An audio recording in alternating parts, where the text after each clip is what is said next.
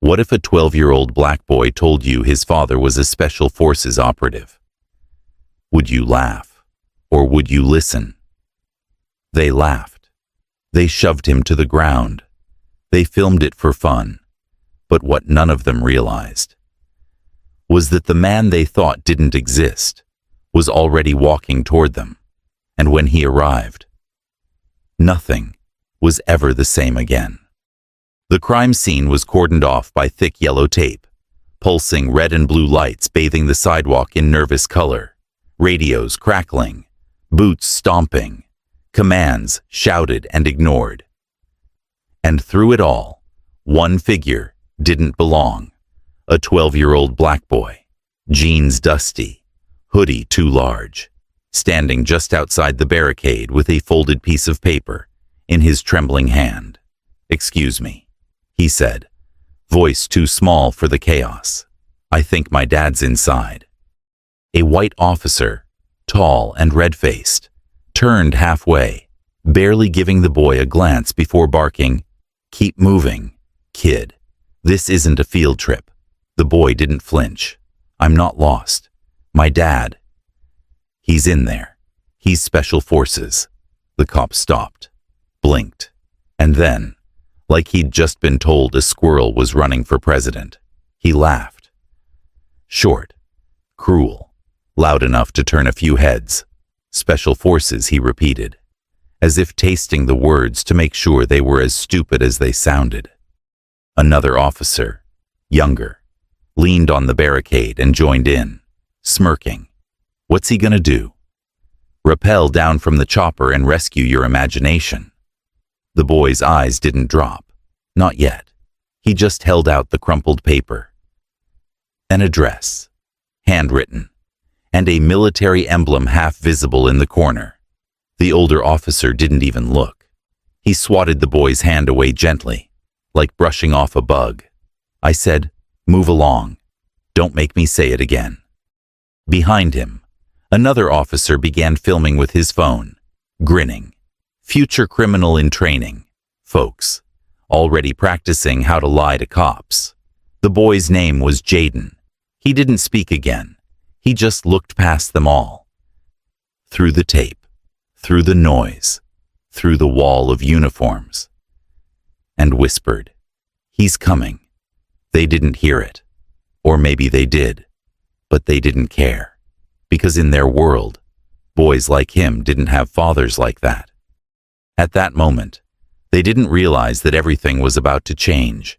Jaden stayed exactly where he was, not stepping back, not crying, just gripping the crumpled paper in his hand, while the laughter around him grew louder. One young officer with slick blonde hair and acne still dotting his jawline pulled out his phone and started filming like it was a joke to capture before lunch. "Say it again, kid.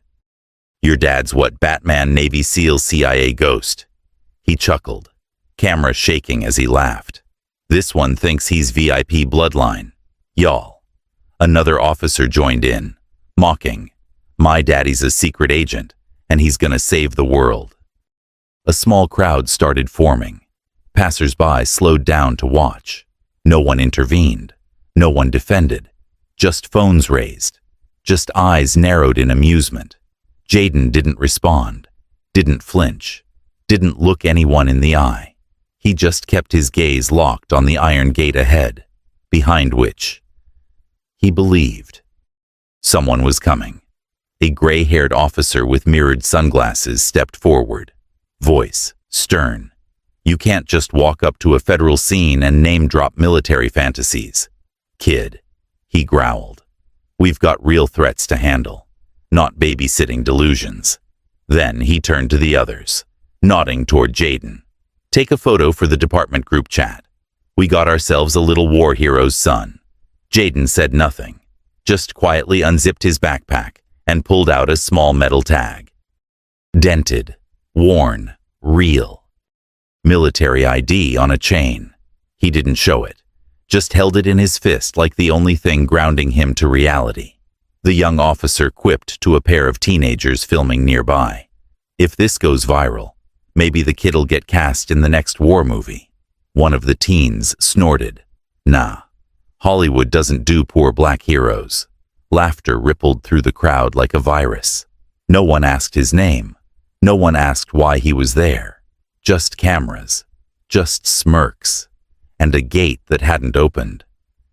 Yet. A tall white officer stepped forward, built like a refrigerator, gloves dark against pale arms, eyes cold with authority and disinterest. He looked at Jaden the way someone looks at a stain on polished glass.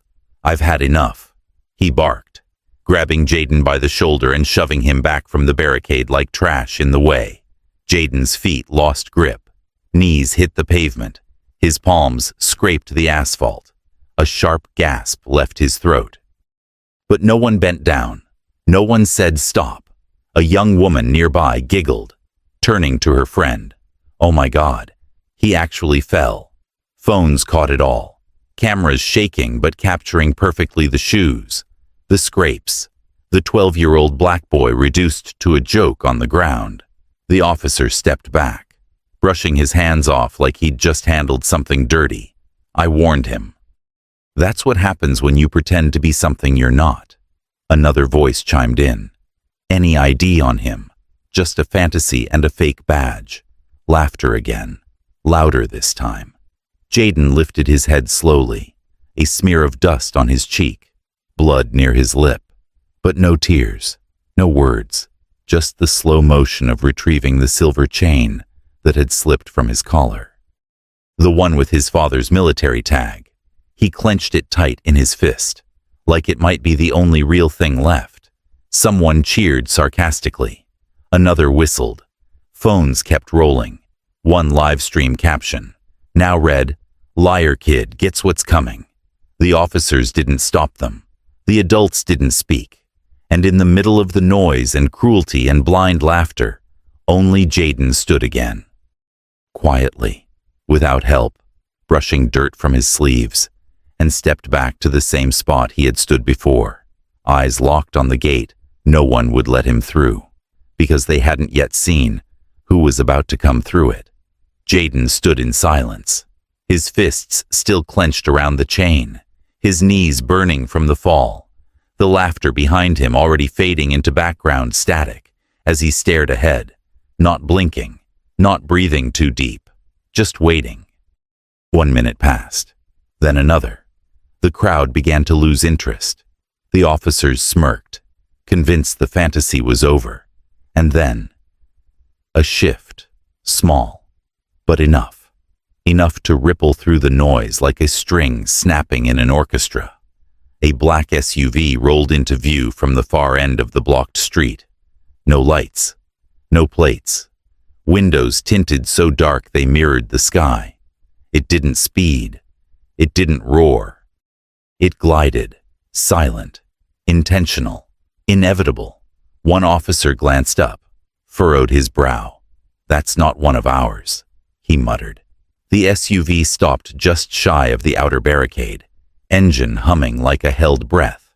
And then the driver's door opened. A single man stepped out. No words, no rush, just presence. Tall, broad, posture razor straight, dressed in black combat pants, boots worn down by deserts and jungles, jacket zipped halfway, revealing a matte gray shirt with a faded insignia over the chest, a winged dagger, barely visible, but unmistakable to anyone who had ever served. He didn't look around. He didn't assess the scene. He already knew. His steps were quiet, but every officer's head turned as if the pavement had spoken. Jaden's heart pounded once, hard, then steadied. His eyes didn't widen. They didn't need to. He knew. The man walked up to the barricade, not fast, not slow, like gravity had bent the entire street toward him, and he had simply chosen to obey. A young officer moved forward, unsure. "Sir, this area's restricted. We can't." The words stopped mid-air when the man reached into his jacket and slowly pulled back the flap. No gun, no badge, just a patch. A patch no civilian should carry. Black background, red stripes. The shape of a blade curved like a ghost. The young officer stepped back. Jesus, wait. Behind them, the man's voice cut through everything, low, precise, like steel slicing fabric. I'm here for my son. And then every breath at the barricade went still. No one moved. The street, moments ago a blur of noise and ego, now hung frozen in the gravity of a single sentence. I'm here for my son. The man took one more step forward. The barricade didn't stop him. It fell away, metaphorically and literally, as an officer fumbled to open it without being told, hands trembling. Jaden stood straighter now, chest rising with something between pride and release. The man, his father, walked through the space like he'd been there before, like this wasn't unusual, because for him, it wasn't. An older officer, the one who had laughed first, stepped forward, trying to regain ground. Sir, if you could identify yourself. The man didn't even glance at him. Instead, he pulled a small ID wallet from his jacket, opened it with a flick of the wrist, and held it at chest level. The officer stopped mid-step. His eyes scanned the seal, then the name, then the call sign. His jaw slackened. No way. Behind him, a younger cop whispered, "What does it say?" The reply was barely audible. It says, "Shadow." Another step forward. More officers moved out of his path, instinct overriding protocol. This wasn't someone to argue with. This wasn't someone to delay. This was the man they sent when diplomats failed, when SEALs said it was too dangerous, when missions were never meant to be traced. And today, he was walking toward his son, Malcolm Rivers. Shadow reached Jaden and crouched to eye level, one hand on the boy's shoulder.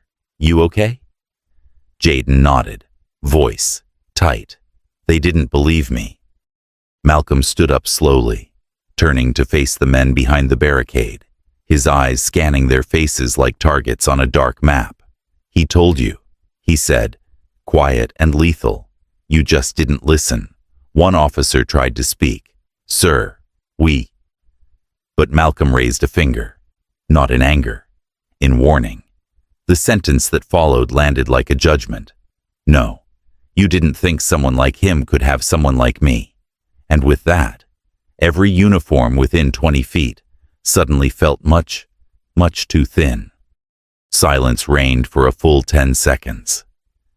The kind of silence that crushes a man's chest more than any shout, more than any gun. Then Malcolm took a single step forward, and every officer unconsciously stepped back, their boots scraping the concrete in a clumsy retreat. He didn't yell.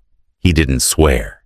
He simply turned to the officer who had shoved Jaden to the ground and looked him in the eye. Name and badge. The man stiffened, hesitating for just a second too long.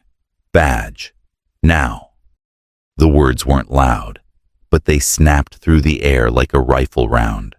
The officer opened his mouth, then closed it again. A senior commander from the side stepped forward, his face pale. "That won't be necessary, sir. He'll be..." Malcolm cut him off with a glance.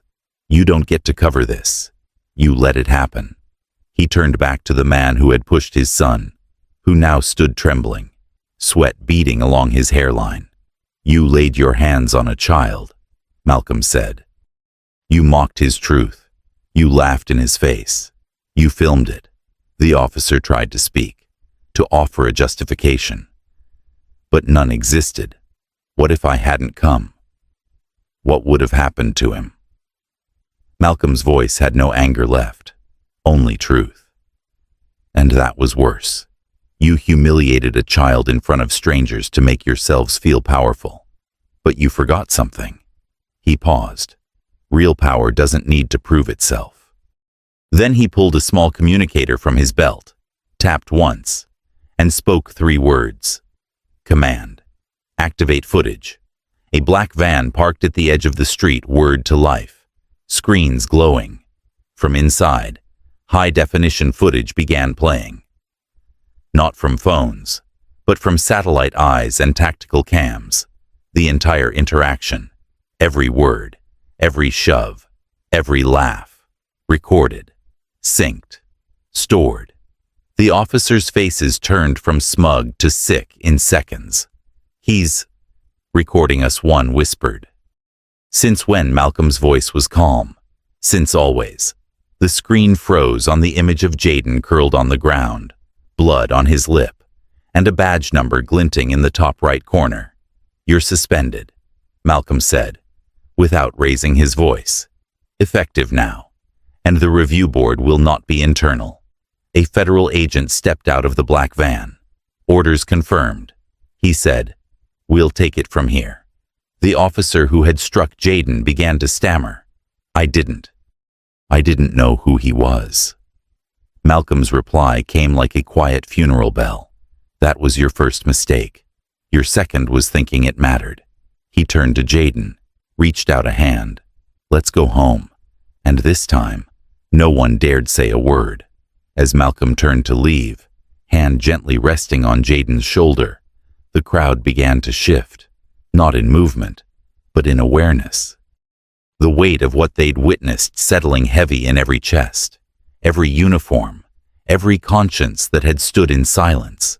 But then, a voice, hesitant, soft, broke the tension. "Sir," it said. Malcolm turned. A young black female officer stepped forward, barely 23, her badge slightly crooked, her voice unsure but steady. I told them to stop. I tried to say something when they pushed him." She swallowed hard, eyes darting briefly to her fellow officers who now looked away. "I didn't yell. I didn't fight. But I told them it was wrong." Jayden looked up at her, surprise flickering across his face, and Malcolm gave her one long, measured look. Not of skepticism, but of searching. "What's your name?" he asked. "Officer Lane," she replied. "Renee Lane." Malcolm nodded once. Firm. "From today forward, Officer Lane. You'll be reassigned." She blinked, startled. "Sir." "You're coming with us," he said. "I want people like you in my unit. Not just because you saw the wrong, but because you didn't let it convince you to stay silent." For a moment, she said nothing, her mouth open, words forming and dying. Then she straightened her spine, raised her chin, and saluted. "Yes, sir." Behind her, her colleagues lowered their eyes, some in shame, others in confusion, but none could argue. Because in a sea of uniformed silence, she had been the one spark of courage, the one who hadn't needed rank or recognition to act like a human being. Malcolm turned back toward the black SUV, Jayden beside him, Officer Lane following, and as the three of them walked away, something in the air shifted. Not forgiveness, not yet, but maybe a beginning. They were almost at the SUV when Malcolm paused, sensing it. Not danger, not threat, but a silence that felt unfinished, like the air was waiting for something that hadn't yet been said. He looked at Jayden, who had stopped walking. The boy turned slowly, facing the crowd. The officers who had mocked him, the strangers who had filmed him, the teens who had laughed. He didn't raise his voice. He didn't need to. "I never said my dad was better than yours," he said quietly. "I just said he was mine." The street held its breath. "I didn't ask to be saluted. I didn't ask for cameras. I just asked you to listen." His eyes moved across the faces frozen in place. "You didn't laugh because you thought I was lying," he continued. "You laughed because you thought someone like me couldn't possibly be telling the truth." No one moved. "You didn't see a son," Jayden said, his voice trembling now but steady. "You saw a stereotype. You didn't see a boy. You saw a threat, and I saw that in your eyes. Before you ever saw me." Behind him, Officer Lane swallowed hard. One older officer blinked fast. Looking down, Jaden took one last breath. "I'm not angry that you didn't know who my father was. I'm angry that it's the only reason you finally believed me." Then he turned, not dramatically, not to make a point, but because there was nothing left to say. And as he walked toward the open door of the SUV, every step he took sounded louder than the last, like each one was being carved into pavement. Like the world was trying to remember them. The SUV door closed with a soft, final click, not dramatic, not forced. Just the sound of a boy reclaiming his seat in the world, beside the man who had always believed him. As the vehicle pulled away, the crowd still stood, not knowing whether to disperse, to apologize, or to just disappear. The officers remained frozen, uniforms wrinkled not from combat, but from cowardice. But across the street, by a lamppost, a boy no older than 10 stood gripping the straps of his backpack, his skin the same warm brown as Jaden's, his eyes wide, not with fear, but with something new. His father stood beside him, hand on his shoulder, watching the SUV disappear down the block. The boy whispered, "Dad, was that really his father?" The man nodded slowly. "Yeah, and that boy stood taller than all of them." The child's mouth tightened. "I want to be like him." The man didn't laugh, didn't correct him. He simply knelt down, looked his son in the eyes, and said, "Then start by never doubting who you are, no matter who doubts you." In the distance, Jaden's SUV turned the corner and vanished into the sunset glow. But something remained behind. Not just the silence, not just the lesson, but a shift, quiet and unstoppable, like a flag someone forgot to take down, had suddenly started waving in the wind again. And though no headlines would scream it, and no broadcasts would replay it, somewhere in the heart of a small boy watching from the shadows, a seed of greatness had just been planted. The footage never made it to cable news. It didn't need to. It lived on the phones of witnesses, in the replay buttons of millions, in the quiet retweets from soldiers, fathers, sons. It was taught in a classroom once. No curriculum, just a teacher who pressed play and let the silence do the rest. The image of a boy standing, bruised but unbent, before a wall of men twice his size, spoke louder than any headline ever could. A journalist called it, "The Day Truth," wore a chain, and spoke softly. But Jaden never looked for fame. He didn't give interviews.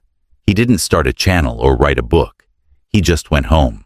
And somewhere, in some city, a cop paused before raising his voice at a child. Somewhere else, a boy straightened his back in the mirror. Somewhere further, a man in a barbershop whispered, "That kid changed the air." And then, the screen fades to black, and before the credits roll, a single line appears. White, still, undeniable. Never laugh at a child for believing his father is a hero. He might be the one who trained yours.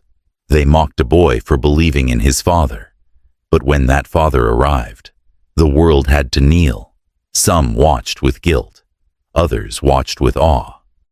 And one child somewhere stood taller because now he believed in his own bloodline. This wasn't just justice. It was a reminder. Never measure a child by your prejudice, or you may live long enough to answer to the one who trained your protectors.